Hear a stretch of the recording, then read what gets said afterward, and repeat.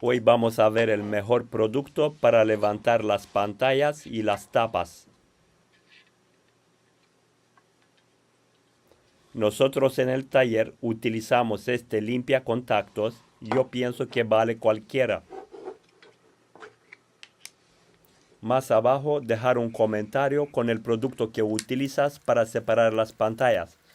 De esta forma intentamos ayudar a muchísimos técnicos.